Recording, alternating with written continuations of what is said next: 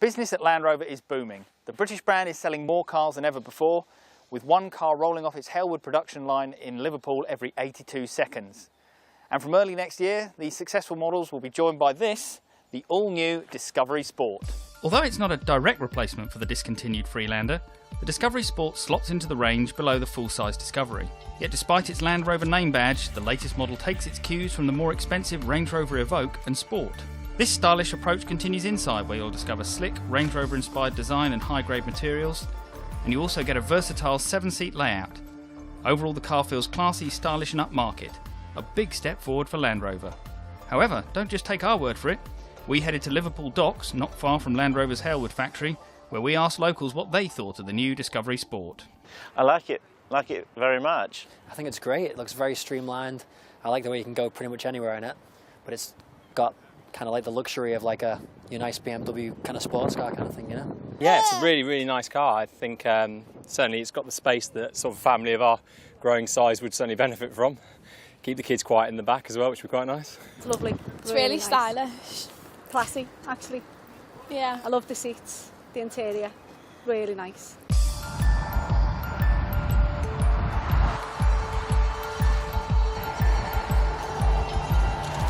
Given the Discovery Sport shares many of its underpinnings with the Range Rover Evoque, it's no surprise it drives in a very similar fashion. There's the same sharp, direct steering, decent body control, plenty of grip. In fact, it feels very composed and agile for a 4x4 on the road. Under the bonnet is the familiar 2.2 litre diesel engine from the outgoing Freelander. It's not the most refined unit in the world, but Land Rover have now mated it to the 9-speed gearbox that made its debut in the Evoque last year.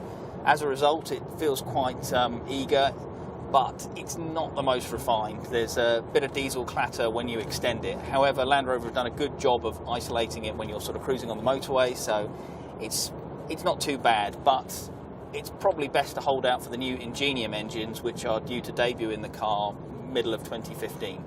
There's more to the Discovery name than just a new badge, because like its big brother, the Discovery Sport has a third row of seats. Now, Land Rover call it a 5+2 layout. Access to the third row is a little cramped, but once you're there's enough space for adults on short journeys. The Discovery feel extends to the rest of the interior as well. You know, there's lots of good quality materials. Everything, it's got a real classy look to it. You know, you feel like you're in an upmarket premium product. There are little letdowns. The infotainment screen, for instance, is the same as on the Evoque, and it's starting to feel a little bit old-fashioned. But other than that, it feels very upmarket. So, the Discovery is more stylish, sharper to drive, more refined and practical than the old Freelander. But what's it like off-road? What better place to find out than Land Rover's brutally challenging off-road course at Eastnor Castle in Herefordshire? Of course, as you'd expect, off-road, well, it's a Land Rover. So thanks to its clever terrain response button here, it can tackle the sort of terrain that most normal compact SUVs would struggle with. Literally uphill, down dale, through streams, the Discovery Sport just takes it in its stride.